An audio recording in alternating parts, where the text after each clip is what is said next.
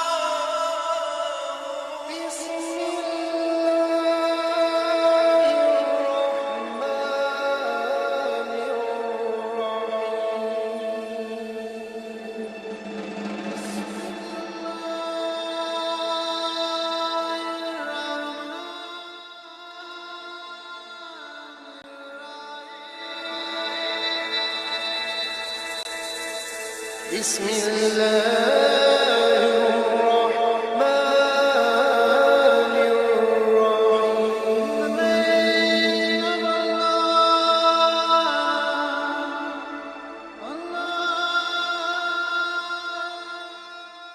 يا حسين يا حسين يا حسين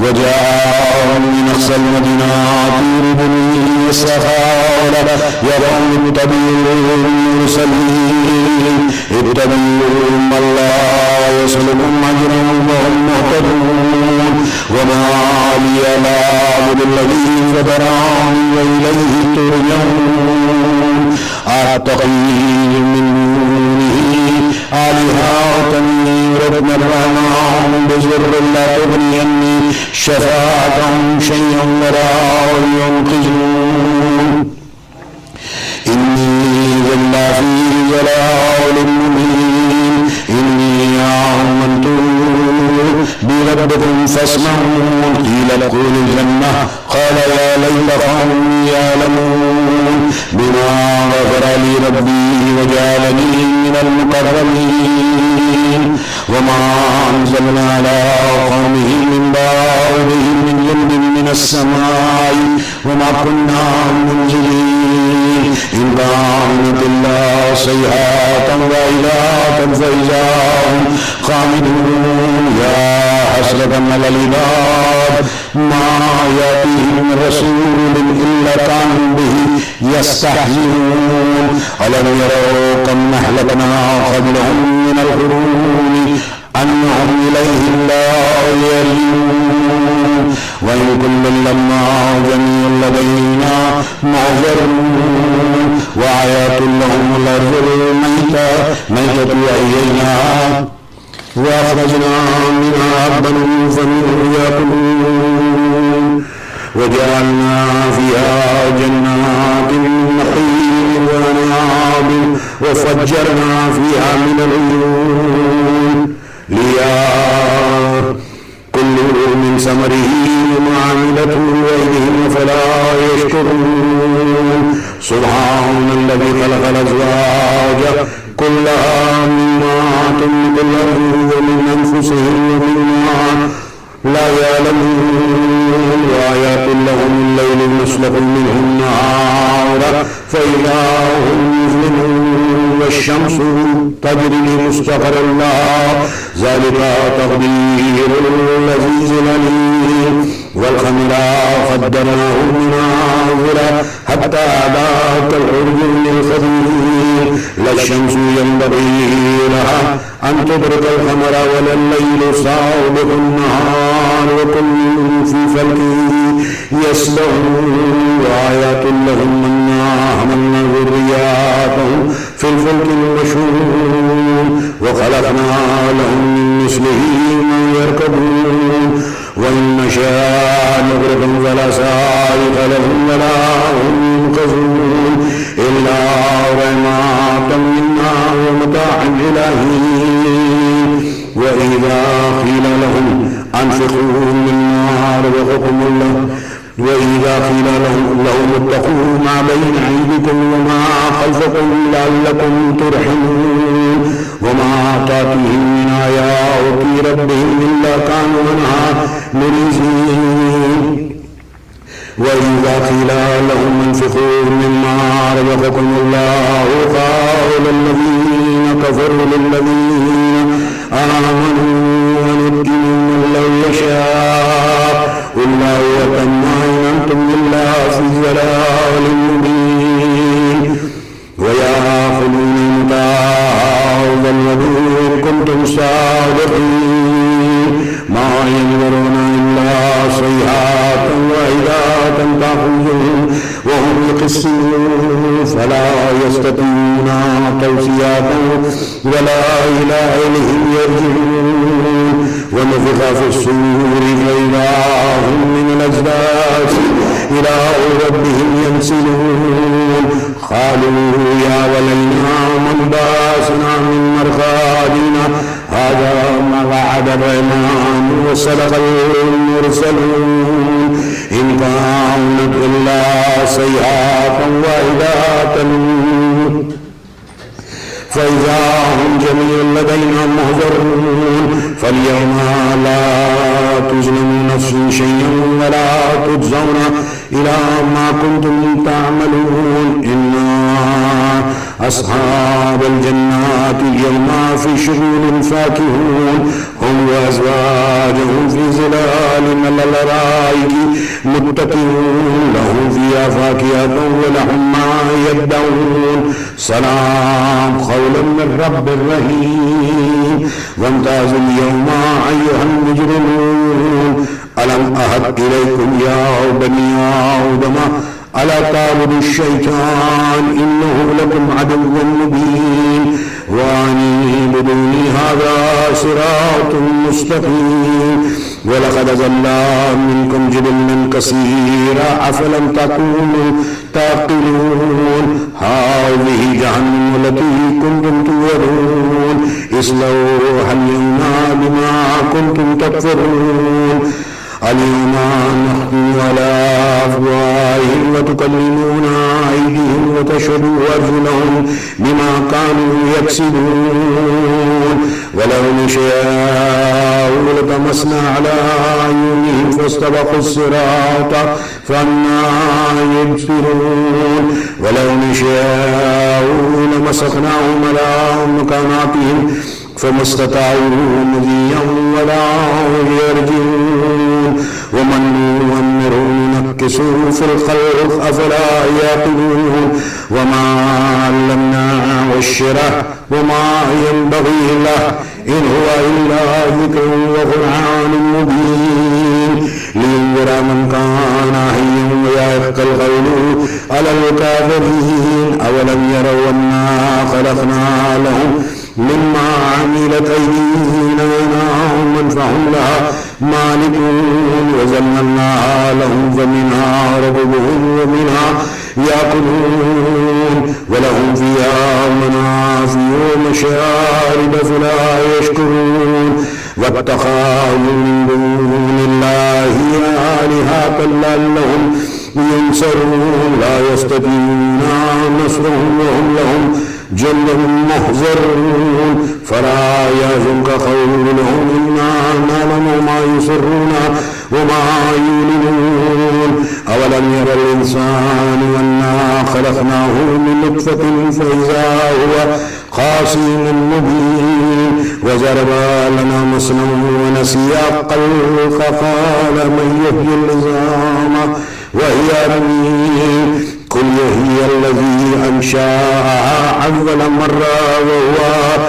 بكل خلق عليم الذي جعل لكم من الشجر الأخضر نارا فإذا أنتم منه توقدون أوليس الذي خلق السماوات والأرض بقادر على أن يخلق مثلهم بلى وهو الخلاق العليم إنما أمره إذا أراد شيئا أن يقول له كن فيكون فسبحان الذي بيده ملكوت كل شيء وإليه ترجعون صدق الله العلي العظيم اللهم صل على محمد وعلى محمد وعجل اللهم صل على محمد وعلى محمد اللهم صل على محمد وعلى محمد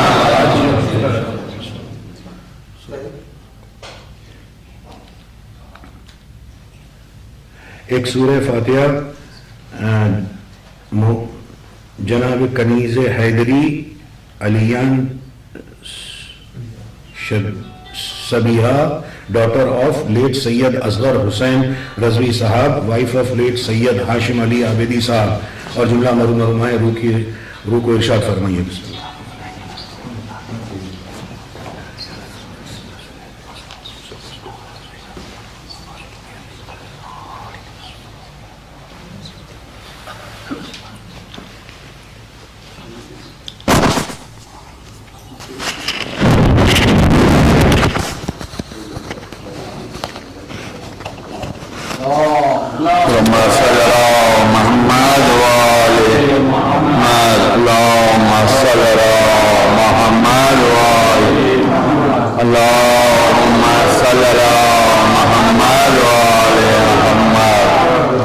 بسم بسم الله الرحمن الرحيم. عن جابر بن عبد الله الأنصاري أنه قال عن فاطمة الزهراء عليه السلام وبنت رسول الله صلى الله عليه وآله قال سمعت فاطمة أنها قالت دخل علي برسول الله في بعض الأيام وقال السلام عليك يا فاطمة فقلت عليك السلام قال إني أجد في بدني ذوفا فقلت له ذكر الله يا أبتاه من الذوف فقال يا فاطمة ائتني بالكساء يماني وغطيني به فأتيته بالكساء اليماني فغطيته به وصرت أنظر إليه وإذا وجهه يتلألأ كأنه البدر في ليلتي وتمامه وكماله محمد فما كانت إلا ساعة إذا بولدي الحسن قد أقبل وقال السلام عليك يا أمه فقلت عليك السلام يا قرة عيني وثمرة فؤادي فقال يا أمه إني أشم عندك رائحة طيبة كأنها رائحة جد رسول الله فقلت نعم إن جدك تحت الكساء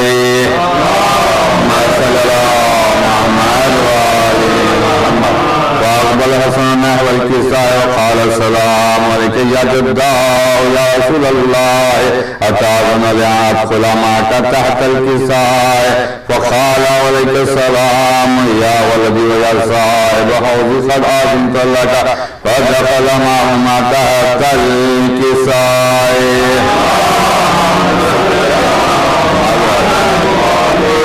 فما كانت إلا ساعة إذا بولدي الحسين قد أقبل قال السلام عليك يا أمه فقلت لك السلام يا ولدي ويا قرة عيني ثمرة فؤادي فقال لي أمه إني أشم عندك رائحة طيبة كان رائحة جد رسول الله صلى الله عليه وآله فقلت نعم إن جدك وقعت تحت الكساء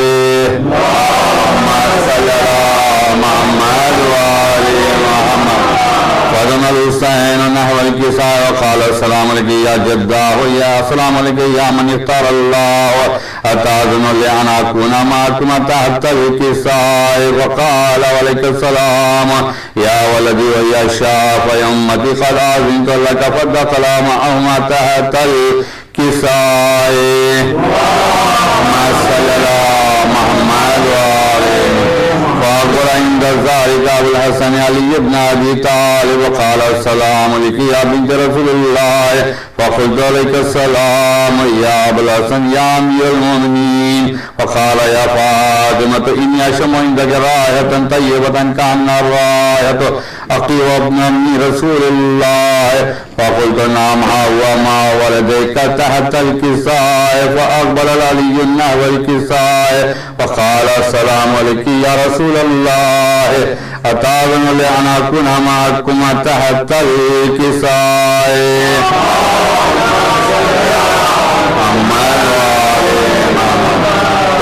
قال له عليك السلام يا أخي يا وصي وخليفتي يا صاحب لوالي قد أذنت لك فدخل علي تحت الكساء ثم أتيت نحو الكساء فقلت السلام عليك يا أبتاه يا رسول الله أتأذن لأن أكون معكم تحت الكساء قال عليك السلام يا بنتي ويا بزتي قد أذنت لك فدخلت تحت الكساء فلما اكتملنا جميعا تحت الكساء أخذ برسول الله بطرف الكساء وأمي بيده اليمنى إلى السماء وقال اللهم إن هؤلاء أهل بيتي وخاصتي وعامتي لحمهم لحمي ودمهم دمي ويلموني ما يلمهم ويحزنون ما يحزنهم أنا حرب لمن حاربهم وسلم لمن سالمهم وعدو لمن عاداهم ومحب لمن أحبهم إنهم مني وأنا منهم فاجعل صلواتك وبركاتك ورحمتك وغفرانك ورضوانك علينا وعليهم وأذهب عنهم الرجس وطهرهم تطهيرا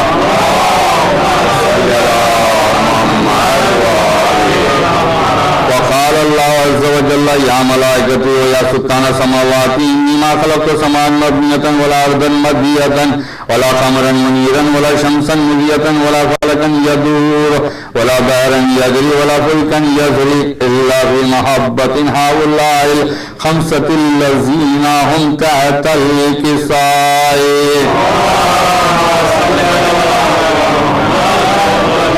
وقال من جبريل يا ربي ومن تحت الكساء؟ فقال عز وجل اللهم أهل بيت نبوة ومعادن الرسالة هم فاطمة وأبوها وبالها وبنوها.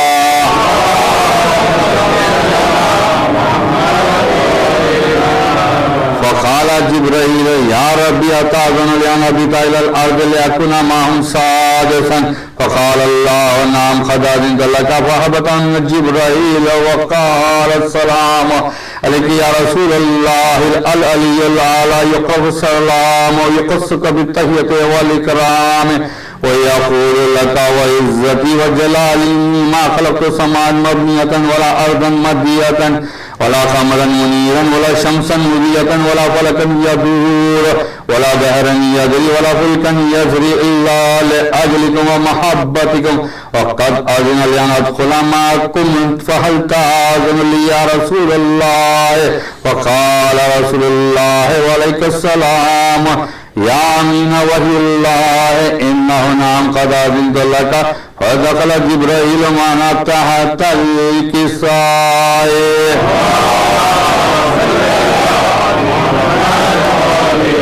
فقال لأبي إن الله قد أوحى إليكم يقول إنما يريد الله ليذهب عنكم رجس أهل البيت ويطهركم تطهيرا.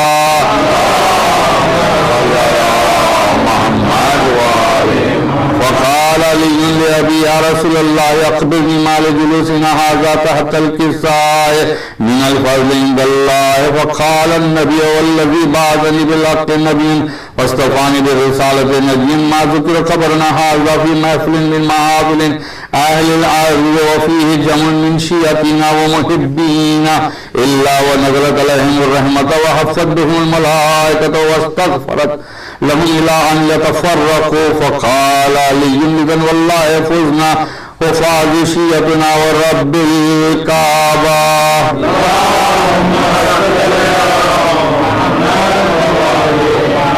فقال النبي ثانيا يا علي والذي بعثني بالحق نبيا واصطفاني بالرسالة نبيا ما ذكر خبرنا هذا في محفل من محافل أهل الأرض وفيه جمع من شيعتنا ومحبينا وفيهم مهموم إلا وفرج الله همه ولا مغموم إلا وكشف الله غمه ولا طالب حاجة إلا وقضى الله حاجته.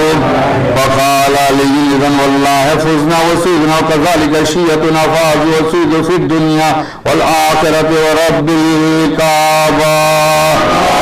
اللهم صل على محمد وآل محمد. اللهم صل على محمد وآل محمد. اللهم صل على محمد وآل محمد. پروردگار واسطہ پنجتن پاک چار ناماسین کے صدقے میں یہ سورہ یاسین اور حدیث کیسا کا ثواب اس محترمہ کی روح کو پہنچے جس کا نام ہے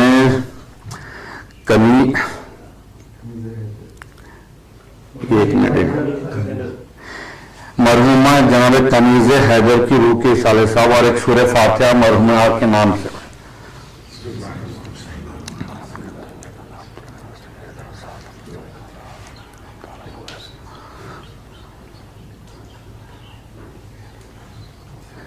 کنیز حیدر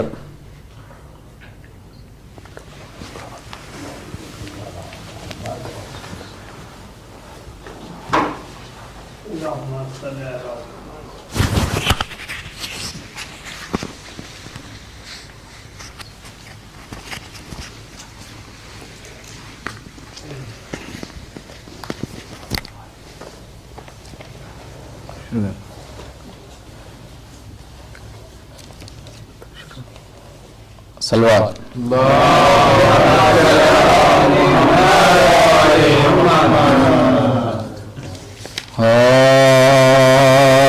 سلامی خلق میں محشر بپا ہے وفات حضرت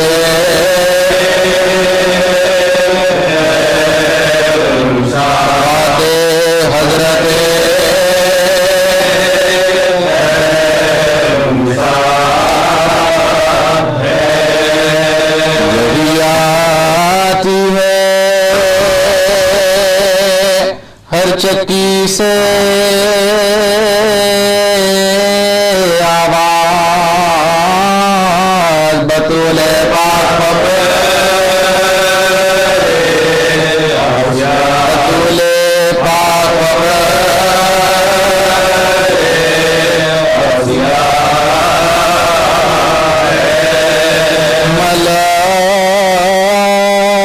ملاقات نہیں بے اذن گھر میں یہ قدر اہل بیت مصطفیٰ ہے پیامبر کو جو روتی تھی شب و روز اسی کو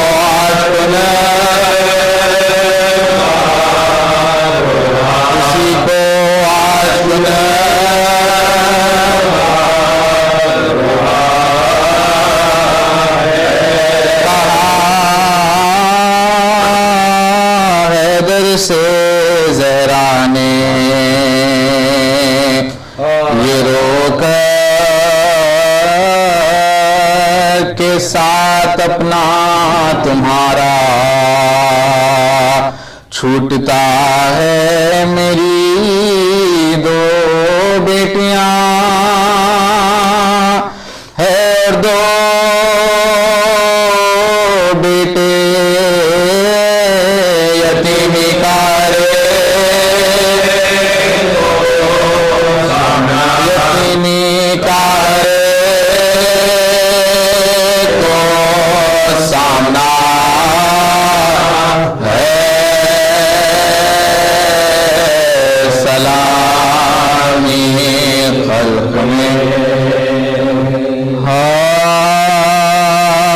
بستر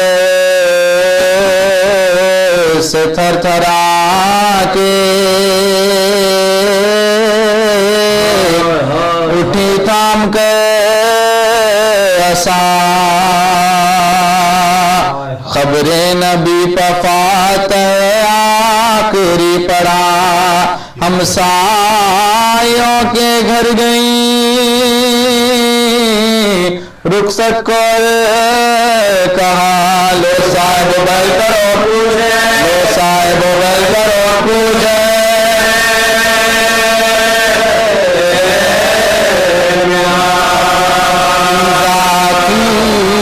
تم سبوں کو میرے شور و شین سے کل فاطمہ نہ ہوئے کہ تم سنا دے کل فاطمہ نہ ہوئے کہ تم سنا دے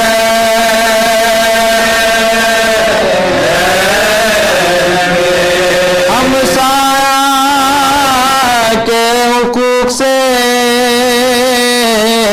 آگاہ ہے جہاں لوگوں میرے یتیموں سے رہنا نگہباں اب ساتھ ان کو تمہارا ہم کہاں بلما کی ہوتی ہے میری دکھائی میں بلما کی ہوتی ہے میری دکھائی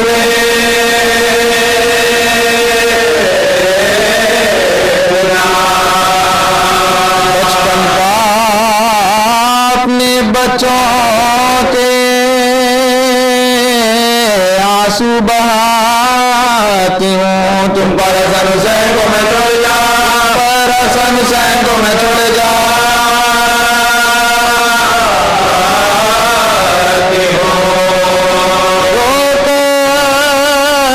کبھی حسن کو گلے سے لگا لیا آغوش میں حسین کو گائے بے بٹھا لیا، رخصت کیا کسی کو بلا لیا، پڑھنے کے بعد سے کبھی قرآن اٹھا، پڑھنے کے بعد سے کبھی قرآن اٹھا۔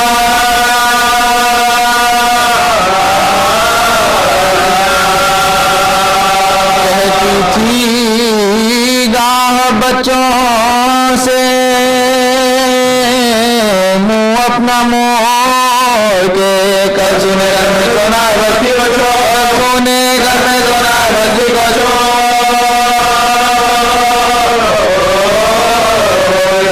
سن لو وصیتیں میری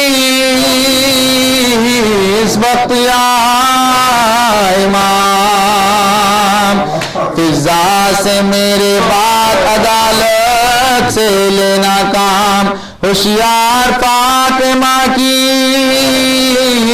امانت سے صبح شام، دو بیٹیاں دو بیٹے بطور خدا، دو بیٹیاں دو بیٹے بطور خدا۔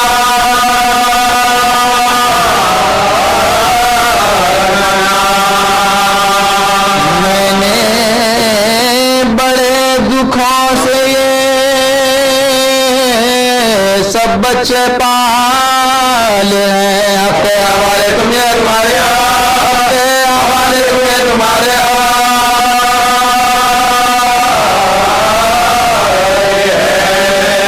ہے آرزو کے قبر میں مجھ کو حسن شبیر میرے لاش کا مقبلہ رو پرائے، پھر خود کہا نہیں بچے ہیں ڈر نہ جائے، نادا کے دل میں نادا کے دل میں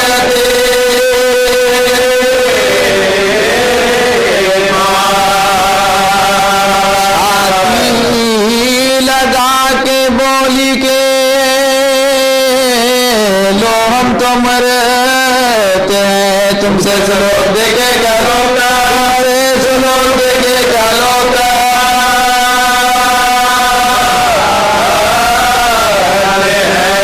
ماتا سن لاش کے ماتھے پر دیا، رو رو کے اماں کہا اور غشوا، طلبوں سے اپنے ماتھے کو شبیر میں ملا، پاؤں میں دمنا پائے کان میں، پاؤں میں دمنا پائے کان میں،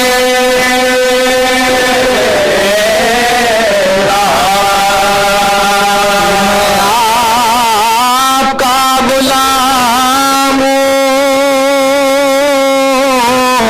اور نور عین، آواز دو حسین عمر سے، آواز دو حسین عمر سے،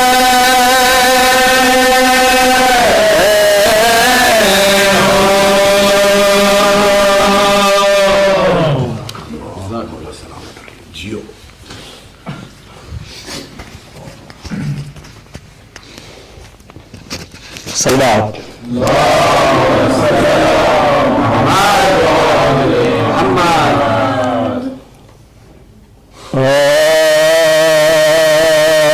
سلام علینا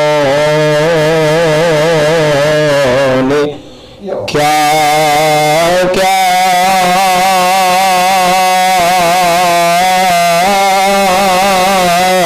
جفا کی، نشا کی ہوئی مشکل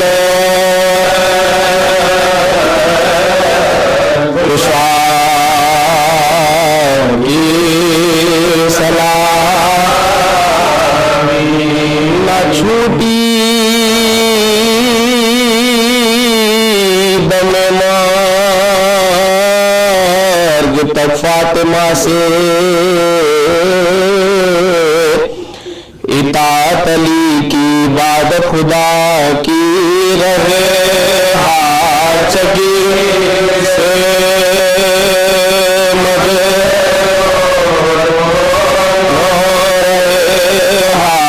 چکی سے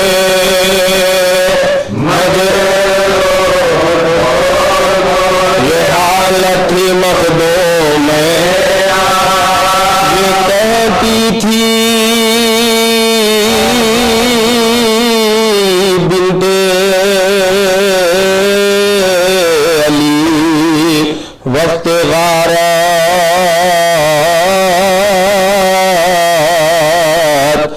کچھ شمر قیمت نہیں اس ردا کی میرے سر پر بس کو میرے سر پر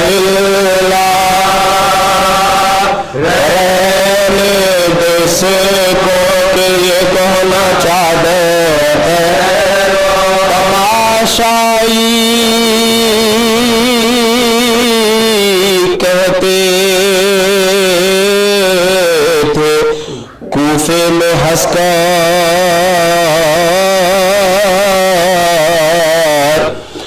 یہ سر ننگے زینب ہے قدرت خدا کی اٹھا کو جس کی ماں کا جنازہ اٹھا کو جس کی ماں کا جنازہ وہ اب دل کو محتاج ہے نہ بارو میرے ہاتھ پیٹھ زینب نہ بارو میرے ہاتھ پیٹھ زینب نینوں میں بیٹی ہوں مشکل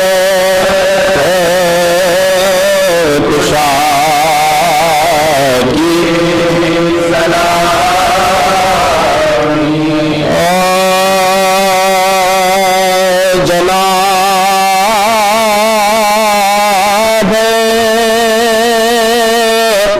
بلقیس پاس باہ یہ کس کی جناب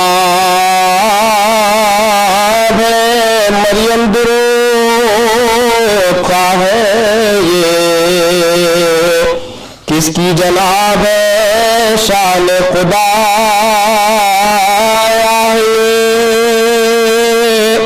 کس کی جناب ہے دہلیزہ ماہ کس کی جناب ہے کرسی زمین سے لیتی ہے گوشے پناہ کے بیٹھا ہے عرش سائے میں کس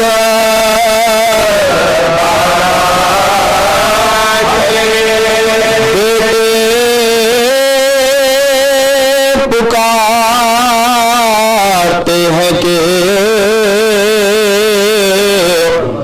للہ باہرہ اما نہ اتنا رو غلام پر کھانا نہ کہا گئے ہیں بلا لائے ہم بتا ہم کپڑے پھاڑتے ہیں نہیں کپڑے پھاڑتے ہیں نہیں تو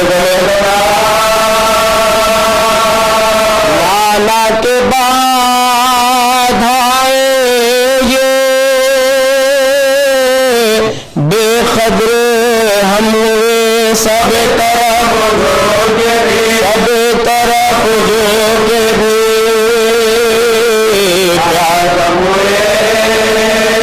آقا غفور گریا سے عاجز عرب حیدر کے پاس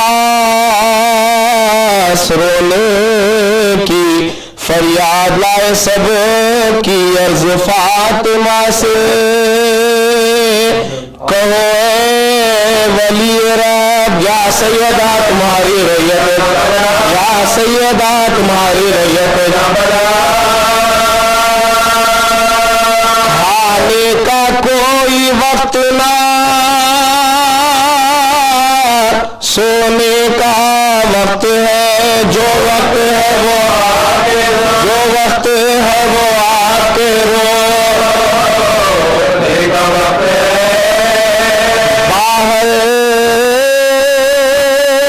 سے مرتضی گئے گھر میں جھکائے سر مونڈھا پہ رو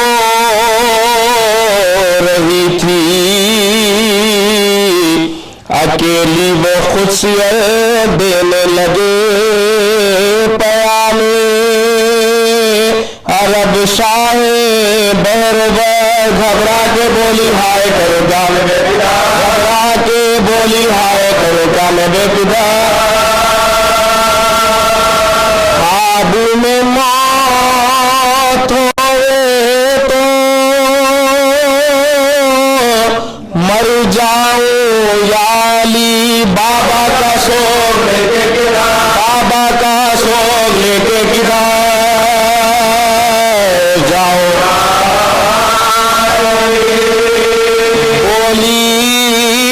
بولی کہ آج رات کو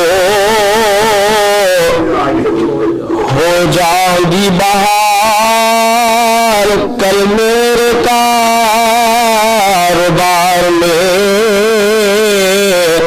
تم ہوں گے خود نڈار راحت کا میرے بچوں کی ہوگا کسے خیال نہلا دلا دیا کہ بھروسہ نہلا دلا دیا کہ بھروسہ کا ان کا ٹوٹے بھی دوئے خود بھی کل تک کا دے چلی صحرا نہ دیکھا ہے صحرا نہ دیکھا ہے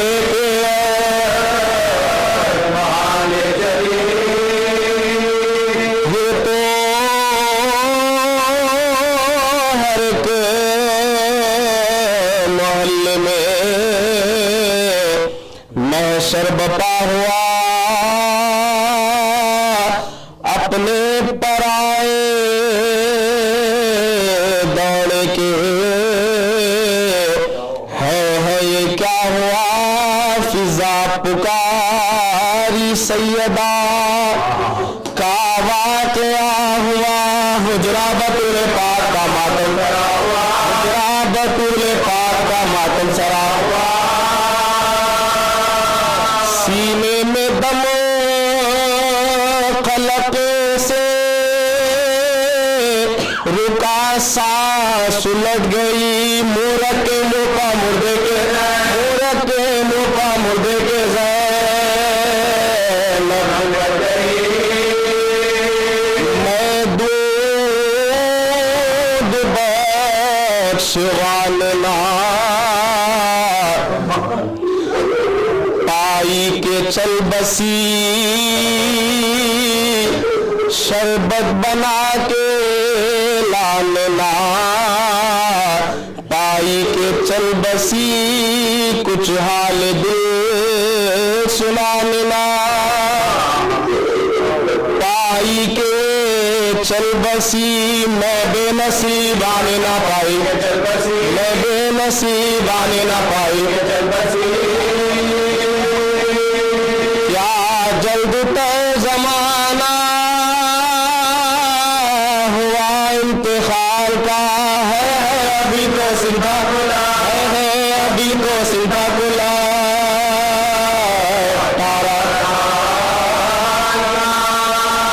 اے میری فاخا کشمیری نادار اما جا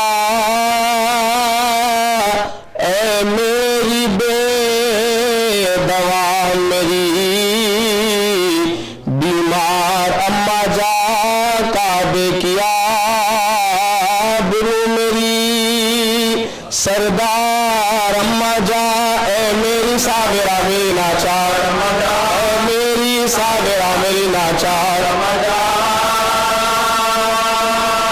نانا کی سوگوار کو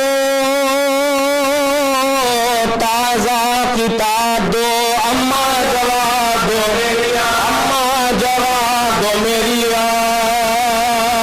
اما جواب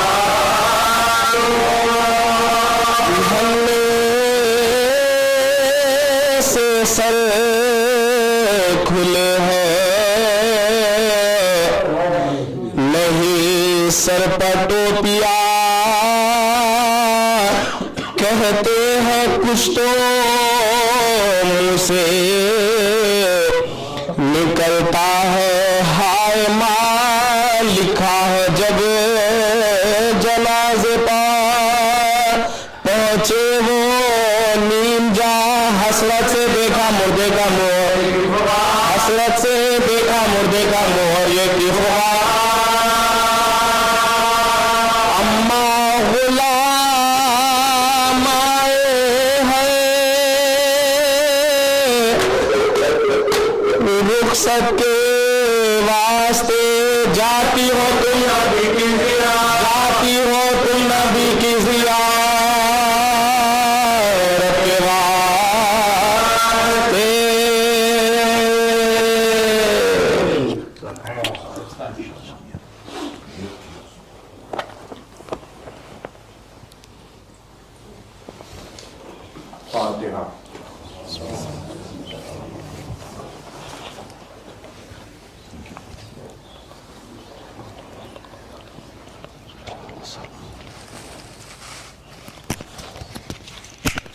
لا حول ولا قوة إلا بالله العلي العظيم.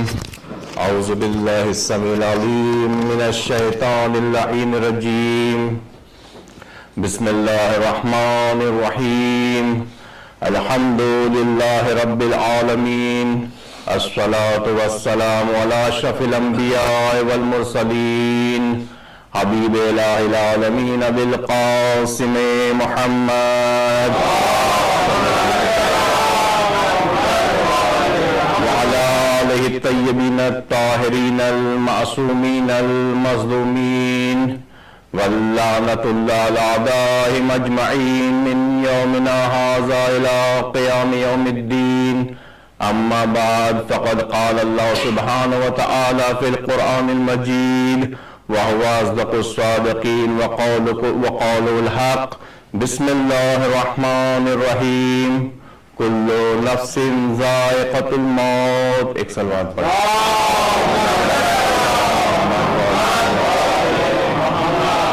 عزیزان محترم، اس سے پہلے کہ اس آیت کے بارے میں کچھ گفتگو ہو، آپ حضرات سے گزارش ہے ایک سورہ فاتحہ پڑھ کر جناب کنیز حیدر عالیہ بنت سید اصغر حسین رضوی کو اصالہ ثواب کریں. اللہم صل علی محمد.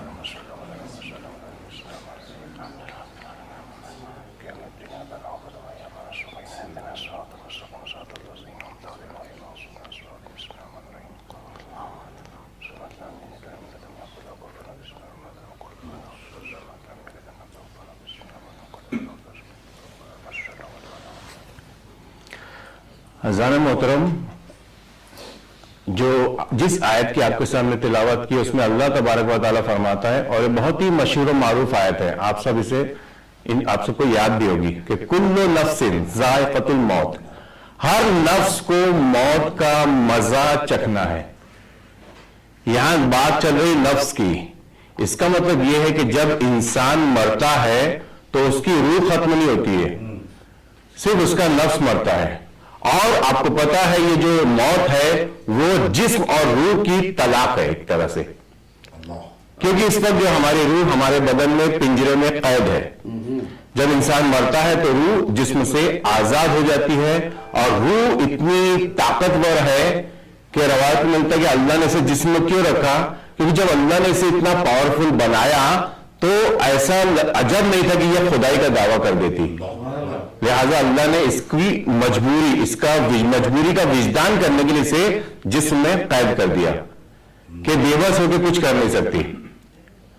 اور دوسری آیت میں ملتا ہے کہ التی، یعنی انسان جب مرتا ہے تو ہینا موتہا، یعنی اللہ یتوفی الانفس حین موتہا، اللہ نفس کو موت دیتا ہے جب وہ مرتا ہے، یعنی فوت ہوتا ہے. تو انسان کی روح نہیں مرتی، بلکہ روایت میں ملتا ہے کہ یہ انسان کا ایک انتقال یعنی ٹرانسفر ہے اس فانی دنیا سے اس ابدی دنیا میں. اور یہ جو جسم یہاں پہ جو قبر میں سڑ جائے گا، گل جائے گا، یہ جو ہے اللہ دوبارہ قیامت میں اس کو پھر سے اسی جسم کو بنائے گا. کیونکہ کئی لوگوں نے سوال کیا تھا امام سے کہ گناہ تو اس جسم نے کیا ہے، اللہ جو جسم بنائے گا تو دوسرا جسم ہے، تو اس کو سزا کیوں؟ تو امام فرماتے ہیں کہ یہی جسم ہوگا، بلکہ قرآن کی آیت میں ملتا ہے کہ اللہ جو ہے انسان کی جو جلد ہے، اسکن ہے، اس کو اللہ دوبارہ پھر سے بنا دے گا. جب یہ جہنم میں جلے گی تو اللہ اس جلد کو دوسری نہیں بلکہ دوسری جلد سے ریپلیس کرے گا. اور آپ کو پتا ہے کہ جب انسان جلتا ہے، سائنٹیفکلی ہے، جتنے بھی درد کی ٹیشوز ہیں، جو نروس ہے، وہ ہماری اسکن میں، ایک بار اسکن جل گئے پھر انسان کو درد محسوس نہیں ہوتا ہے. تو اس لیے قرآن کی آیت، اور جو سائنٹسٹ نے جب یہ آیت کو سنا تو انہوں نے ریسرچ کی تو انہوں نے بتایا واقعاً قرآن جو ہے ایک معجزہ ہے کہ اللہ نے کہا ہے کہ ہم اگر اس کی جلد جل جائے گی ہم دوبارہ اس جلد کو بنائیں گے تاکہ وہ عذاب کا مزہ چکھے. بنا جلد کے انسان کو تکلیف نہیں ہوتی ہے. اور یہاں پہ بھی ہے کہ ہر نفس کو موت کا مزہ چکھنا ہے. اب یہ ہمارے اوپر ہے کہ ہم اپنی موت کو کس طرح کی موت بنائیں. جیسے اعمال ہوں گے ویسا انسان مزہ چکھے گا. یعنی اللہ نے بھی جو ہے لفظ جو استعمال کیا اس کے پیچھے بھی ایک حکمت ہے. اللہ کہ ہر نفس کو موت آنا ہے، فوت ہو جائے گا، نہیں، موت کا مزہ چکھنا ہے. یعنی ہمیں اس مزے کو یا تو شیرین بنانا ہے اور یا تو اس مزے کو ہمیں کڑوا بنانا ہے. چونکہ صاحب خانہ کی جو ہے یہ گزارش تھی کہ کچھ یعنی جو ٹاپک تھا وہ مرنے کے بعد کا ٹاپک ہے، لہٰذا اس کے بارے میں چند گفتگو انشاءاللہ، پھر جناب ام البنین کے بارے میں انشاءاللہ کچھ گفتگو ہوگی. پہلے میں آپ کو بتا دوں کہ انسان کے مرنے کے بعد کن کن مرحلوں سے انسان گزرتا ہے. ہم جس دنیا میں رہ رہے ہیں جو ہے عالم دنیا ہے، اس کے پہلے بھی ہم دوسرے دنیا میں تھے، عالم زر تھا، عالم ارواح تھا، وغیرہ وغیرہ، دوسرے عالم ہے جہاں سے ہم ہو کر آ رہے ہیں، اور یہ آخری عالم ہے جہاں ہمارا امتحان ہوگا. اس کے بعد کوئی امتحان نہیں ہے. تو جب انسان مرے گا تو سب سے پہلا جو آخرت اس کی شروع ہوتی ہے وہ ہے موت سے. موت جو ہے آخرت کی پہلی سیڑھی ہے. اور موت کے وقت انسان کو کیا ہوتا ہے؟ سکرات ہوتا ہے. موت کے بعد دوسرا اسٹیج ہے قبر ہے. قبر جو ہے بدن جو قبر میں پڑا رہے گا اور اس کی روح جائے گی. جو تیسرا اسٹیج ہے برزخ میں. روایت کے مطابق مومنین کی روح وادی السلام میں ہے. برزخ کے دو حصے، ایک وادی السلام، ایک وادی برہوت ہے. وادی السلام نجف میں ہے جہاں مومنین کی روح جاتی ہے، اور وادی برہوت یمن میں جہاں منافق، کافر اور گناہ گار مومن، وہ مومن جس کا بھی حساب کتاب چکتا نہیں ہوا ہے، اس کی روح وادی برہوت میں جلے گی آگ میں. اور اللہ نے بھی جو سسٹم بنایا وہ ایسا ہے کہ جتنا جلدی انسان کے گناہ کی سزا مل جائے اتنی کم ہے. مثال کے طور پہ دنیا میں اگر سزا ملے گی تو وہ موت کے وقت کی سزا سے ہلکی ہے. اب دنیا کی سزا کیا ہے؟ مالی نقصان، گھر میں کسی کا انتقال ہو جانا، جوان بیٹا یا کوئی بھی، یا انسان بیمار پڑ گیا، انسان کو کوئی تکلیف ہو گئی. ان سب مصیبتوں کے ذریعے اللہ صرف اور صرف مومنین کے گناہ کو اس دنیا میں دھو دیتا ہے. باقی جو کافر و منافق ہیں ان کو اللہ اور دولت دیتا ہے تاکہ وہ اپنے گناہ میں اور لگے رہے، پھر ان کا ایک ساتھ حساب کتاب قیامت میں ہوگا جہنم کے ذریعے. لیکن مومنین کے لیے اللہ نے انتظام یہ کیا ہے کہ کچھ یعنی حتی امکان اس کے مرنے کے پہلے اس کے تمام گناہ معاف ہو جائیں. لہذا مصیبت آتی ہے، بیمار پڑتا ہے، اور جو ہر چیز پہ انسان کو جو گناہ معاف ہوتے ہیں. یہاں تک کہ انسان کو چھوٹی کھروٹ بھی آ گئی تو سمجھیے اس سے کچھ گناہ معاف ہوئے، یا کسی نے کسی کا دل دکھا دیا تو بھی اس کے ذریعے اس کے گناہ معاف ہوتے ہیں. تو ہمیں یہ چاہیے کہ ہم کوشش کریں کہ اس دنیا میں اپنے تمام اعمال کا استغفار کے ذریعے تمام اعمال یعنی گناہوں کو دھو دے. اور جو ہمیں نہیں پتا وہ تو اللہ یعنی ویعفو عن الکثیر، یعنی اللہ جو ہے تمام گناہ کئی گناہ کو معاف کر دیتا ہے. جو سزا ہے وہ تو بہت ہی کم گناہ کی سزا ملتی ہے. تو انسان کے مرنے کے بعد برزخ کے بعد جو ہے پھر قیامت کا جو مرحلہ ہے وہ پہلا ہے سور پھونکا جائے گا. جناب اسرافیل سور پھونکیں گے، ایک ٹرمپٹ ہوگا سور جس کا ایک حصہ زمین کی طرف ہوگا، ایک آسمان کی طرف ہوگا. سور پھٹے تو پہلے اہل زمین لوگ کے والے سے مر جائیں گے، پھر اہل آسمان کے لوگ مر جائیں گے، اور اس کے بعد جو ہے ملک الموت بھی مر جائیں گے، یہاں تک کہ اسرافیل بھی، کوئی نہیں بچے گا. پھر اللہ آواز دے گا لمن الملک اليوم، آج کس کی جو ہے کنگڈم ہے، کس کی بادشاہت ہے. تو قرآن کی آگے کی آیت ہے للہ الواحد القہار. اب مجھے کہنے دیجئے کہ جب اللہ پوچھ رہا ہے تو اللہ اپنے آپ کو جواب نہیں دے گا، یعنی کوئی ہستی ہے جو اس کا جواب دے رہی ہے. تو اب آ جائیے سورہ زلزال میں، بسم اللہ الرحمن الرحیم، اذا زلزلت الارض زلزالہا. آگے کیا ہے؟ وقال الانسان ما لہا، اور انسان کہے گا تجھے کیا ہو گیا ہے. روایت میں تفسیر میں ملتا ہے کہ وہ انسان کوئی نہیں بلکہ علی بن ابی طالب علیہ السلام ہے.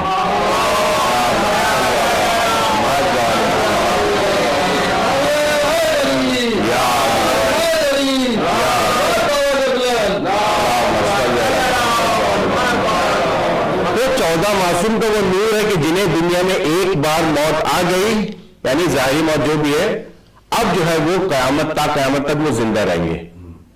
ان کے لیے جو ہے اب دوبارہ موت نہیں ہے، بلکہ انہیں شہید کیا گیا.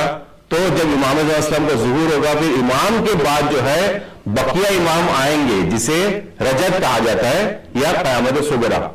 11 امام آئیں گے، 10 آئیں گے، اس طرح سے مولا علی کی حکومت تک اس دنیا پہ چلے گی. اچھا، بات آئی سورہ زلزال کی، تو موت کے ہی جو ہے سبق میں ایک اعمال تھا، یعنی انسان کو کون سے اعمال کرنا چاہیے تاکہ وہ موت کی سکرات سے بچے. تو اس میں دیا تھا جو شخص نافل نماز میں سورہ زلزال کی تلاوت کرے گا تو اللہ اسے موت کی سکرات سے بچائے گا، اسے زلزلے سے بچائے گا، یعنی گھر میں بلڈنگ ٹوٹنے سے دبنے سے بچائے گا، اور اسے تمام زمین اور آسمان کی آفت و بلاؤں سے محفوظ رکھے گا.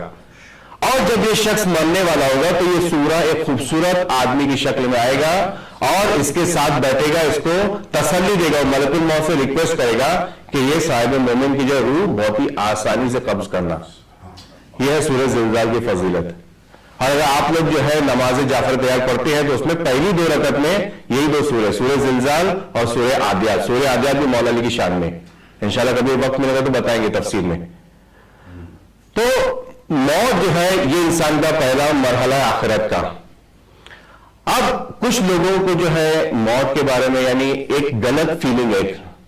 دیکھیے ملک الموت جو ہے وہ کوئی کسی راکشس کا نام نہیں ہے، کوئی ایسا کوئی ڈراؤنا نہیں ہے، وہ اللہ کے مقرر فرشتے، جو 4 فرشتے ہیں، جبرائیل، میکائیل، اسرافیل اور ملک الموت. تو اللہ کے مقرر فرشتے، اور انہوں نے وہ امتحان پاس کیا ہے کہ جس کی وجہ سے اللہ نے ان کو یہ ڈیوٹی دی موت کی. کیا امتحان تھا؟ اللہ نے سب فرشتوں سے کہا جاؤ زمین کے فلاں فلاں حصے سے مٹی لے کے آؤ. جو جاتا تھا زمین اس سے جو ہے کہتی تھی تجھے اللہ کا واسطہ مجھے ہاتھ مت لگانا. وہ بیچارہ واپس پلٹ آتا تھا ملک.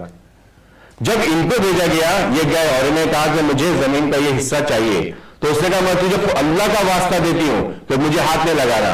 تو انہوں نے اب کہا کہ مجھے اللہ کا ہی حکم، یہ کہہ کہ مٹی نکالی اور لے کے چلے آئے. تو اللہ نے ان کو جب دیکھا کہ امتحان میں پاس ہوئے تو اللہ نے ملک الموت یعنی لوگوں کو روح قبض کرنے کی ڈیوٹی دی کہ ذرا بھی مروت نہیں اللہ کے حکم کے آگے.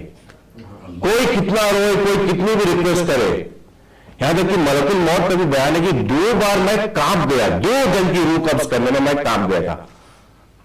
یعنی سوچیے کتنا اللہ کتنا رحمان و رحیم ہے. کہا ایک بار ایک ناؤ میں ایک بچہ اور ایک ماں تھی، وہ لوگ سفر کر رہے تھے. اچانک ماں کی طبیعت خراب ہوئی اور مجھے حکم ہوا کہ میں روح قبض کروں.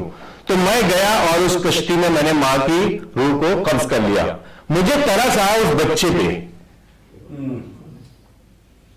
انہیں بہت تعجب ہوا. خیر وہ واقعہ ہو گیا. جب شداد کی روح قبض کرنے گئے اور دیکھا شداد نے اپنی جنت بنایا، وہ جنت میں قدم رکھنے والا تھا، اسی وقت حکم جاؤ اس کی روح قبض کرو. تو ملک الموت تو پہچان گئے. اب انہیں کیوں تعجب ہوا کہ یہ وہی بچہ ہے کہ جو کل لاوارث کشتی میں پڑا تھا، آج اللہ نے اسے بادشاہت عطا کی تو اس نے خدائی کا دعویٰ کر دیا، خود کی جنت بنا بیٹھا. لہذا ملک الموت جو ہے کافی انہیں تعجب ہوا. تو عزیزان محترم، ملک الموت کوئی ڈرانے کوئی فرشتے نہیں ہیں، بلکہ وہ اللہ کے حکم کی تعمیل کرتے ہیں. اب ہمارے اوپر ہے کہ ہم جیسا چاہیں انہیں اس فارم میں اپنے لیے بلا سکتے ہیں جب مرے گا انسان. روایت میں ملتا ہے کہ جو شخص وقت پر نماز پڑھتا ہے، یعنی ملک الموت کی ڈیوٹی کیا ہے، جب کبھی اذان کا وقت ہوتا ہے وہ ہر گھر میں آتے ہیں اٹینڈنس لینے کے لیے، حاضری لینے آتے ہیں. نہیں انسان کہیں بھی چھپ جائے، کمرے میں کمرہ کتنا ہی بنا کے چھپ جائے، ملک الموت سے نہیں بچ سکتا. وہ آتے ہیں ڈیلی کی، کم سے کم اگر ہم لوگ 3 ٹائم نماز پڑھتے ہیں، صبح دوپہر شام، تو 3 ٹائم تو پکا آتے ہیں. اگر 5 ٹائم کی نماز کے حساب سے تو 5 بار آتے ہوں گے. تو ہر نماز کے وقت وہ آتے ہیں اور دیکھتے کہ مومن کیا کر رہا ہے. اگر نماز پڑھ رہا ہے تو وہ اس بات کو نوٹ کرتے ہیں اور مرنے کے وقت وہ آسانی کریں گے. لیکن وہ دیکھتے کہ نماز کا وقت ہو رہا ہے، یہ سو رہا ہے یا یہ لاب میں لگا ہوا ہے، باتیں کر رہا ہے، ٹائم پاس کر رہا ہے، اور نماز کا وقت بیتتا جا رہا ہے، اس سے کوئی فرق ہی نہیں پڑ رہا ہے، تو اس بات کو بھی نوٹ کرتے ہیں. اور اس کا جو ہے مرتے وقت سکرات اس کو ہوتا ہے، جو شخص نماز کو ٹائم پر نہیں پڑھتا. یعنی واقعی بہت ہی افسوس والی بات ہے. تو اگر ہم لوگ بے شک ہم لوگ اہل بیت کے چاہنے والے ہیں تو کیوں نہ ہم اپنے آپ کو ایسا بنائیں کہ اہل بیت جو ہے ہمیں فخر سے کہیں کہ یہ میرا چاہنے والا ہے. ایک اگر ہم دعویٰ کرتے ہیں لیکن پتہ نہیں ہمارے امام ہمیں کیا کہے، تو ہمیں سلمان ابو ذر جیسا بننا ہے. یا اس زمانے کے بھی ہیں ہستیاں، شیخ مفید علیہ الرحمہ، امام زمان اسلام نے کہا ہے، ان کو جب توقی لکھی تو اس میں کیا لکھا، میرے بھائی. امام نے اپنا بھائی کہہ کے پکارا. سوچی کیا عظمت تھی. زیادہ دور نہیں، 21 سنچری کا فرق ہے. شیخ صدوق، شیخ مفید علیہ الرحمہ اور وسائل شیخ جو ہوتا تھا شیخ حمر عاملی، یہ تو بیمار ہو گئے تھے، 8-9 سال کے تھے، مرنے والے تھے، ڈاکٹر نے جواب دے دیا تھا. تو انہوں نے ایک نیت کی کہ اگر میں بچ جاؤں گا تو میں اپنی پوری زندگی جو ہے وہ دینی علم میں، تعلیم میں، لوگوں کو سکھانے میں، خدمت میں خرچ کروں گا. لہٰذا انہوں نے خواب میں دیکھا کہ 14 ہستیاں آئی ہیں اور انہوں نے ان کو ایک گلاس میں کچھ جام دیا پینے کے لیے. جیسے ہی انہوں نے پیا اور ان کی آنکھ کھلی، دیکھا بالکل صحیح ہو گئے. یہ تھا ان کا معجزہ. محمد. اور انہوں نے جو کتاب لکھی وہ گرا کر کتاب وسائل الشیعہ کے نام سے مشہور ہے. وسائل الشیعہ میں ایک بار اس کے 5ویں جلد غالباً پڑھ رہا تھا، اس میں میں نے تشہد کا میٹر دیکھا کہ اکثر لوگ تشہد کے اوپر جو ہے گفتگو کرتے ہیں نا. میں نے کم سے کم 250 حدیثیں پڑھی ہیں. تشہد وہی جو ہم پڑھتے ہیں، یعنی مجھے ایسا لگا ہو سکتا ہے کہیں ہو، لیکن ماننے والے ہم سب ہیں. یہاں پہ بات آگے اس لیے کہہ دیا ہے، ہم سب ماننے والے، ہمارا کلمہ پورا ہے، علی ولی اللہ اذان میں ہے، لیکن میں نے تشہد کو 250 حدیثوں میں دیکھا، اتنا ہی تھا. سلوات تھی، اب سلوات میں جو ہے وہ ولایت اور سب آ گیا کیونکہ محمد والے محمد پہ سلوات ہے. خیر، تو یہ ایک الگ بات تھی. تو انسان جو ہے جب اس کے کوئی مر جاتا ہے، اور میں نے اکثر یعنی وہ جاہل ہے جو موت کے اوپر اللہ کی کو شکوہ کرتے، نعوذ باللہ. میں نے سنا ہے خود کہ یا اللہ کیا تجھے کوئی اور گھر نہیں ملا تھا. میں نے اتنا تک سنا ہے. یعنی لوگ جو ہے جہالت میں آ کے نعوذ باللہ ملک الموت کو تو دشمن سمجھتے ہیں اور اللہ کے بارے میں بھی جو ہے ایسی نازیبا چیزیں کہتے ہیں. کیوں کہتے ہیں؟ کیونکہ انہوں نے اپنی موت کی تیاری نہیں کی تھی. اور ہر وہ شخص جو امتحان کے لیے سال بھر پڑھائی نہیں کرے گا، بورڈ کا ایگزام آنے پہ جو ہے وہ بھاگے گا ایگزام سے دور. اب اس میں تو آپ کو ہال ٹکٹ مل جاتا ہے، آپ کے اختیار، آپ جائیں یا تو آپ ڈراپ کر دیں، نیکسٹ ایگزام دے. لیکن یہاں پہ اپنے پاس آپشن نہیں ہے. یہاں ملک الموت آئیں گے ٹائم پر، لے کے چلے جائیں گے. اچھا، اللہ نے مومنین کے لیے کچھ سہولتیں بھی رکھی ہیں. آپ کو پتا ہے کہ ہم لوگ جو یعنی انسان مرنے سے کیوں ڈرتا ہے، اس کی وجہ کیا ہے؟ روایت میں ملتا ہے کہ انسان جتنا زیادہ دنیا سے محبت کرے گا اور جتنا زیادہ دنیا میں غرق ہو جائے گا، وہ اتنا زیادہ موت سے ڈرے گا. کیا بات! ڈرے گا ہی نہیں بلکہ اس کو موت کی سکرات اتنی زیادہ شدت سے ہوگی. کیوں؟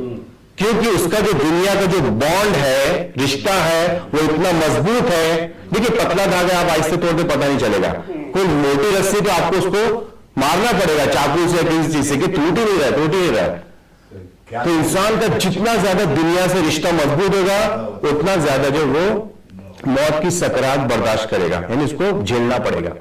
اب اللہ نے مومنین کے لیے ایک انتظام کیا ہے. کیا انتظام ہے؟ 2 فرشتے آتے ہیں.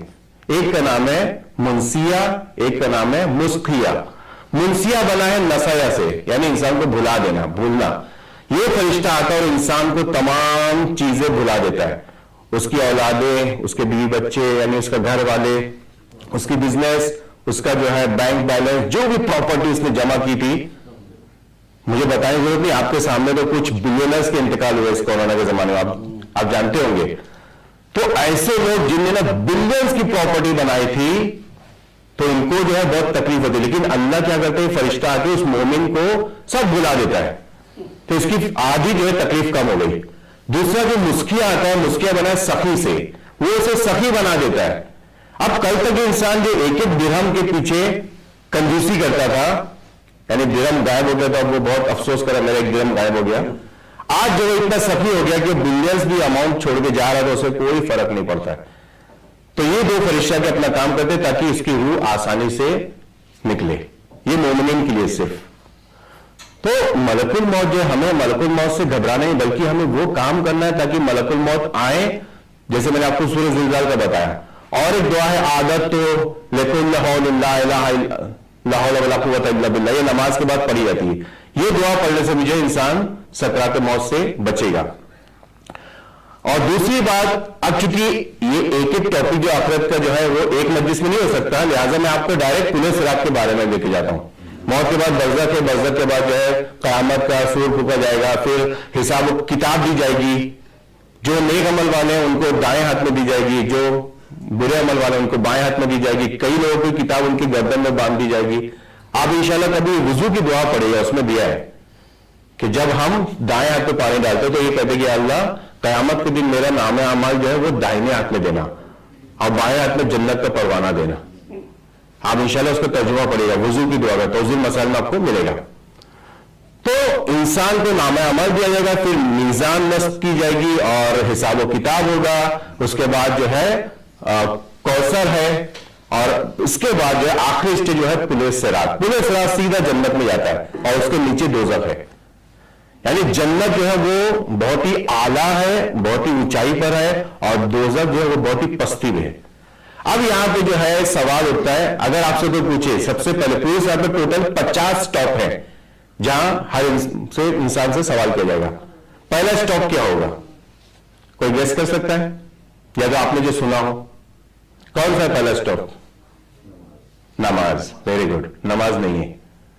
پہلا سٹاپ ہے ولایت علی بن ابی طالب علیہ السلام. اگر انسان اس سٹیج کو پار کر گیا تو نماز اس کی پوچھی جائے گی، اور یہاں پہ ہار گیا تو ڈائریکٹ جہنم میں. ٹھیک ہے؟ اچھا، یہاں تو الحمدللہ آپ سب پاس ہو گئے. اب اگلا سٹیج ہے وہ بھی نماز نہیں ہے، دو اور ہے پھر نماز ہے. وہ دو کیا ہے؟ امانت. کسی کی امانت تھی، ہم نے نہیں لوٹائی، روک دیا جائے گا، نماز اور ہوگا بعد میں. پھر امانت اور حقوق الناس، یعنی کسی کی پراپرٹی کو ہم نے غصب کر لیا کسی بھی طریقے سے، غصبی طریقے سے یا چال مٹول سے یا مکر و فریب سے، جیسے بھی ہے. جب تک یہ دو سٹیج سے انسان آگے نہیں بڑھے گا، نماز کے سٹاپ تک نہیں پہنچ سکتا. اس کے بعد چوتھے سٹیج پہ نماز ہے، اور نماز کے بعد روزہ نہیں ہے، زکات ہے. یعنی خمس و زکات اگر ہم برابر نکال رہے ہیں، ورنہ یہ جو امام کہاں کو سادات کہاں کس میں جا رہا ہے. اس کے بعد روزہ ہے، حج ہے، اور اس طرح کے بہت سارے، یعنی اس میں جو ہے گناہ کبیرہ کے بھی سٹاپس، یعنی غیبت کا بھی ایک سٹیج ہے جہاں انسان کو روکا جائے گا. اور ہر سٹیج پہ اس کا حساب کتاب ہوگا. اگر وہ فیل ہو گیا تو سیدھا نیچے جہنم میں گر جائے گا، اور جب جہنم میں گر کے جب اوپر آئے گا تو روسٹڈ ہوگا پورا. یعنی ہم سوچ نہیں سکتے، کیونکہ یہاں کے جو آگ ہے اس کی 70 گنا جہنم کی آگ ہے. ہم سب نے آکسی ایسیٹیلین دیکھی ہے نا، کیسی ہوتی ہے، جو لوہے کو کاٹ دیتی ہے، پگھال دیتی ہے، اس سے کہیں زیادہ ہے. یعنی اللہ نے جہنم کو جب خلق کیا تھا تو اسے فرشتوں کا اس کو دھوکو، خوب دھوکو. پیلی تھی، پیلی سے وہ جو ہے براؤن ہوئی، براؤن سے پھر وہ لال ہوئی، لال کے بعد وہ کالی ہوئی، کالی کے بعد سفید ہو گئی. یہ اس کا جہنم کے آگ کا ٹیمپریچر ہے. اور کم سے کم جو عذاب جو مومن کے لیے ہے وہ یہ ہے کہ اسے ایک آگ کی چپل پہنائی جائے گی کہ جس کی وجہ سے اس کا بھیجا بھی اگلنے لگے گا. کم سے کم یہ ہے. اور یعنی جو اہل بیت کے دشمن ہے اللہ یعنی دشمن ہے کافر وغیرہ وہ تو جہنم کے یعنی سب سے پست ترین درجے میں ہوں گے. اچھا جہنم کی ڈیپتھ کیا ہے؟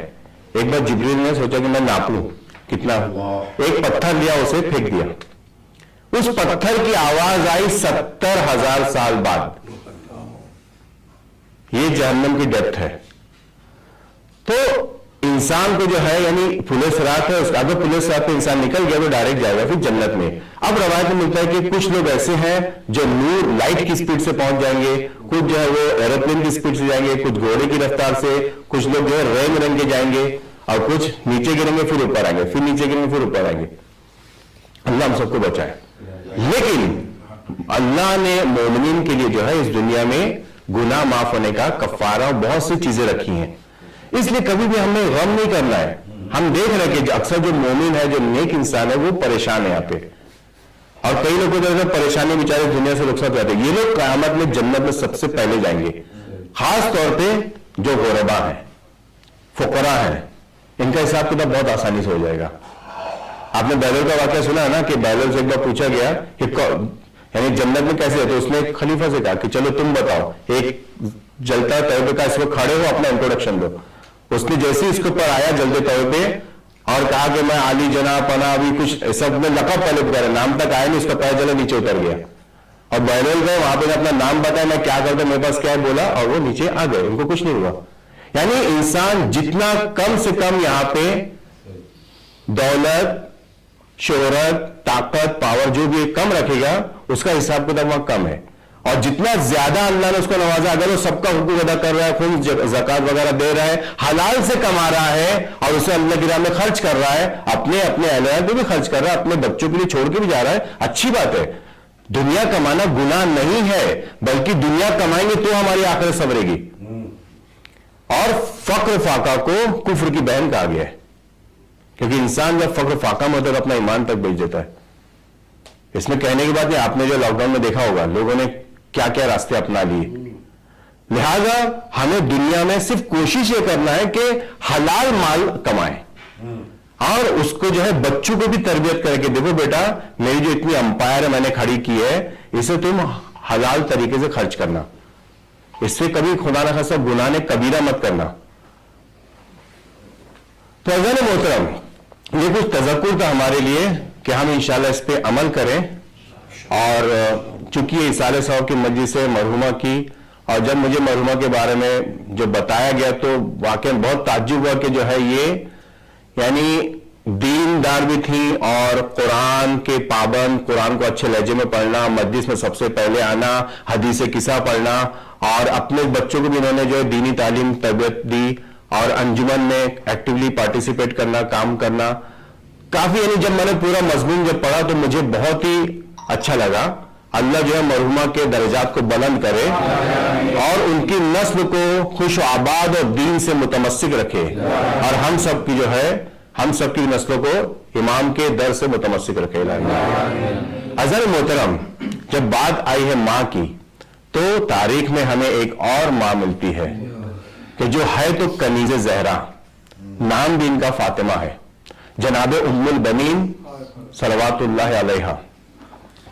روایت میں ملتا ہے کہ جناب ام البنین جو ہے وہ کلاب جو ایک قبیلہ تھا اس سے بلونگ کرتی تھی.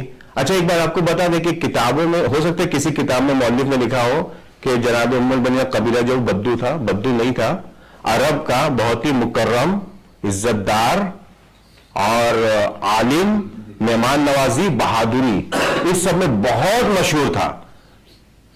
اور ان کے جو ہے یعنی والد کا جو سلسلہ جاتا ہے کلاب پہ، اور ان کی والدہ جن کا نام شمامہ تھا، والد کا نام حزام تھا. حزام ان کے باپ یعنی تیسرے چوتھے نمبر پہ کلاب تھے، اور ان کی والدہ بھی جو ہے 4 یا 5 نمبر کے بعد دونوں کا سلسلہ جناب کلاب سے تھا.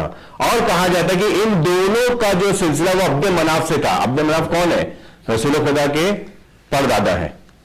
تو یوں کہا جائے کہ یہ بھی جو ہے اسی نسل سے ہے جس نسل سے رسول خدا ہے، اور ان کے جو بھی آبا و اجداد سب مومن تھے، کوئی کافر اس میں نہیں تھا. تو ایسے گھرانے سے تعلق رکھتی تھی جناب ام البنین کے، جن کا نام تھا فاطمہ، کلابیہ کے نام سے مشہور ہے.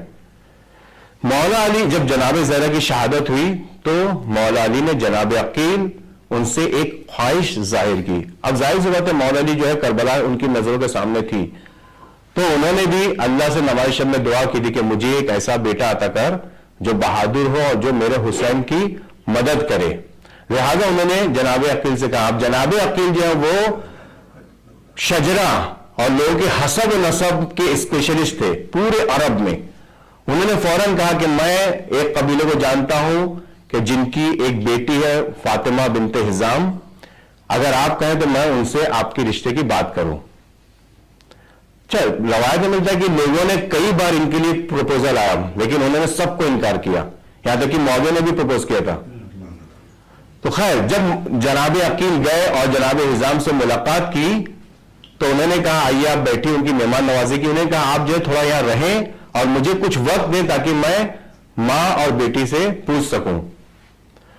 اب ایک دن کیا ہوا, جناب حزام گئے اس کمرے میں جہاں پہ جناب فاطمہ یعنی فاطمہ کلابی ام البنین اپنی والدہ کے ساتھ تھیں, اور ان کی عمر یعنی 6 ہجری میں پیدا ہوئی ہے. تو اگر یہ شادی 23 سے 24 ہجری میں, مولا عباس جو بڑے بیٹے تھے 26 ہجری میں ان کی ولادت ہوئی ہے, تو 24 ہجری یا 25 ہجری میں ان کی شادی ہوئی ہوگی.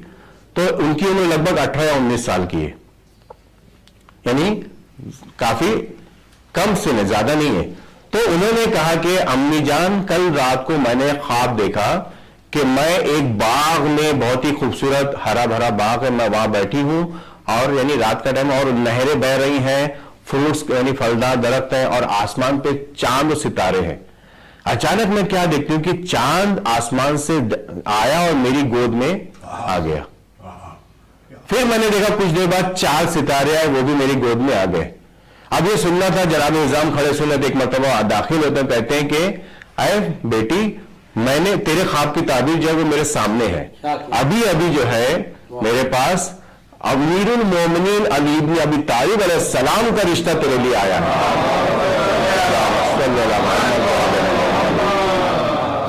تو یہ سننا تھا. ان کی ماں جو بہت خوش ہو گئی اور انہوں نے کہا کہ میں نے دعا کی تھی اللہ سے کہ جو میری بیٹی بہت ہی بڑے گھرانے میں اس کی شادی ہو.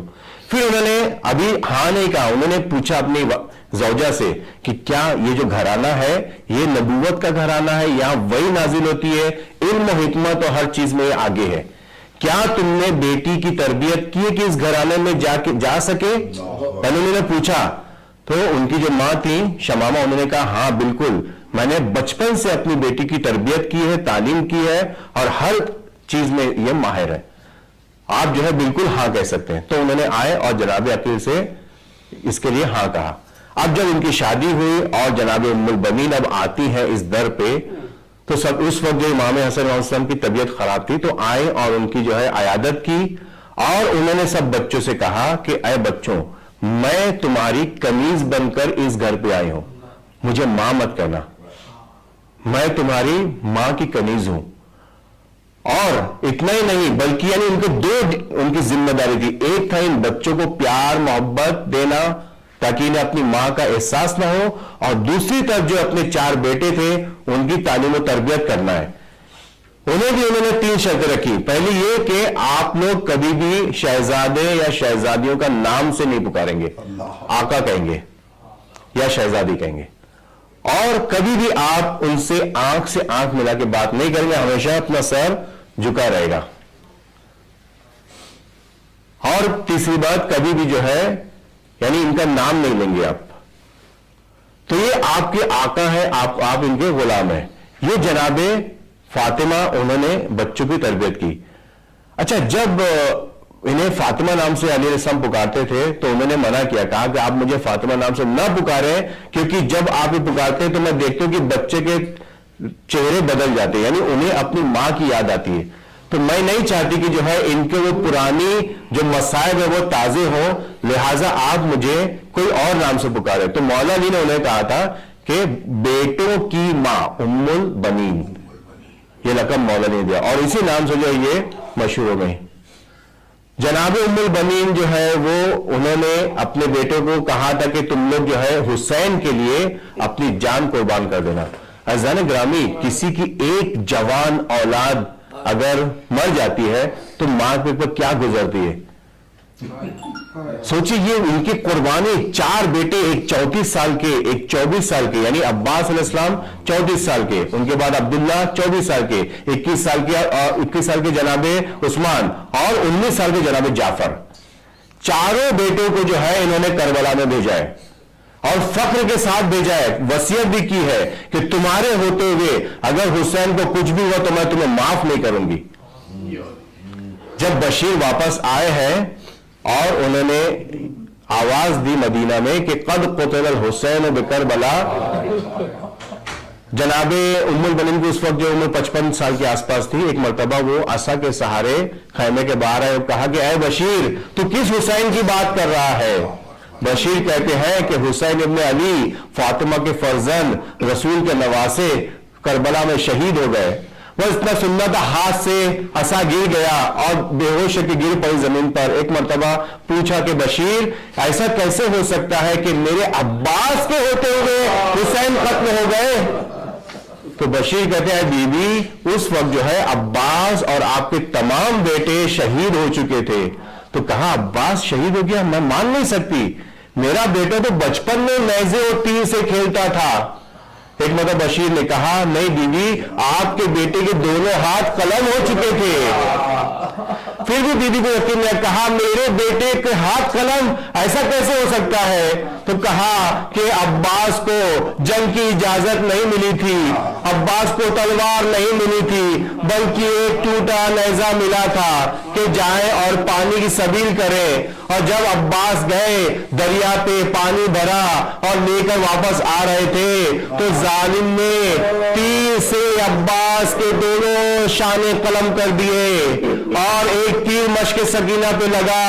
اب عباس جو ہے گھوڑے پہ سنبھل نہیں سکے، ایک تیر آیا عباس کے ماتھے پہ لگا اور خون سے ایک آنکھ بند ہو گئی۔ اب جو ہے جو دشمن کل تک عباس کے نام سے ڈرتا تھا، آج وہ مولا عباس کے سامنے آ کے للکار رہا ہے، کہے عباس تم بہت بہادر تھے نا، آؤ میرا سامنا کرو۔ عباس ایک مرتبہ اپنے کٹے ہوئے شانوں کو دیکھتے، ایک مرتبہ ملولوں کو دیکھتے تھے۔ ایک بہادر کے لیے کتنی بڑی مجبوری ہے کہ اسے ہاتھ کٹنے کے بعد للکارا جا رہا ہے۔ جب مولا عباس گھوڑے سے تشریف لائے تو کہتے ہیں بشیر کہتے ہیں کہ اے بیوی آپ کے جو بیٹے تھے جب وہ گھوڑے سے تشریف لائے تو ہر شہید اپنے ہاتھ سے سہارا دیتا تھا، آپ کے عباس سر کے منہ کے بھر زمین پر گرے۔ اور اتنا ہی نہیں، جو دشمن کو عباس سے بغض تھا اس نے اپنا بدلہ نکالا۔ تاریخ میں 2 لاشیں بہت زیادہ پامال ہوئے ہیں، ایک جناب قاسم کا لاشا اور ایک عباس کا لاشا۔ جس کو عباس سے بغض تھا اور ڈر تھا وہ آج بہت ہی بنا ڈر کے اپنی باس نکالی اس لاشے کے ساتھ اور گھوڑوں سے لاشے کو رون دیا۔ آپ سب جانتے ہیں نا کہ مولا عباس کی قبر کیوں چھوٹی ہے، کیونکہ ان کے لاشوں کے ٹکڑے کر دیے تھے۔ چوتھے امام نے مولا عباس کے لاشوں کو جمع کر کے جو قبر بنائی وہ قبر اتنی چھوٹی تھی۔ حضرت گرامی اللہ کو کسی غم میں نہ رلائے سوائے غم اہل بیت کے۔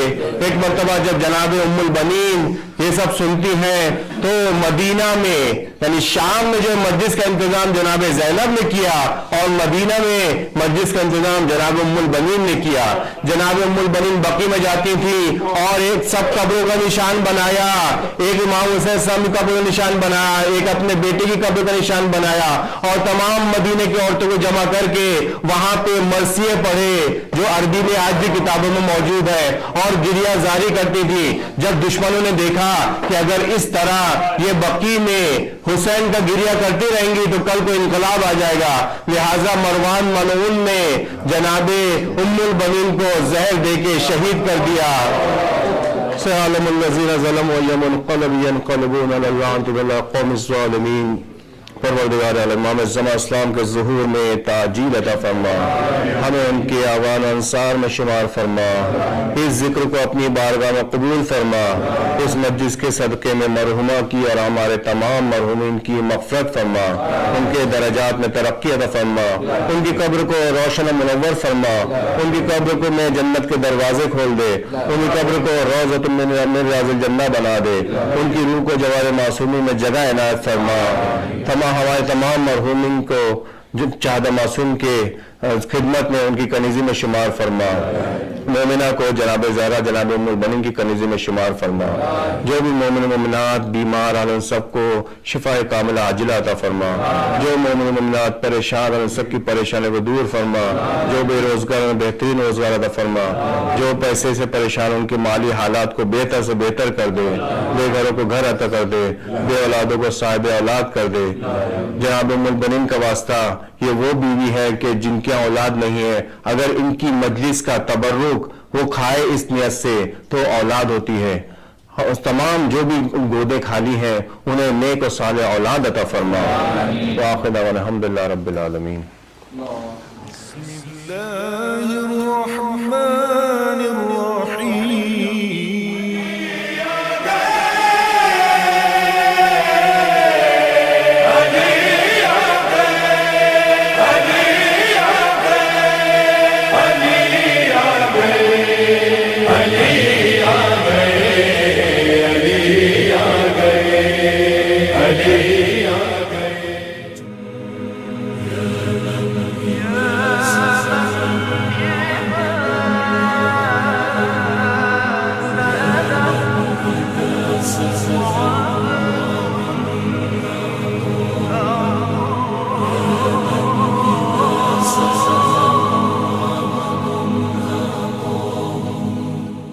نسألك يا من هو الله الذي لا إله إلا هو الرحمن الرحيم الملك القدوس السلام المؤمن المهيمن العزيز الجبار المتكبر الخالق البارئ المصور الغفار القهار الوهاب الرزاق الفتاح العليم القابض الباسط الخافض الرافع المعز المذل السميع البصير الحكم العدل اللطيف الخبير الحليم العظيم الغفور الشكور العلي الكبير الحفيظ المقيم الحسيب الجليل الكريم الرقيب المجيب الواسع الحكيم الودود اللذيذ الباعث الشهيد الحق الوكيل القوي المتين الولي الحميد المحصي المبدئ المعين المحيي المميت الحي القيوم الواجد الماجد الواحد الصمد القادر المقتدر المقدم المؤخر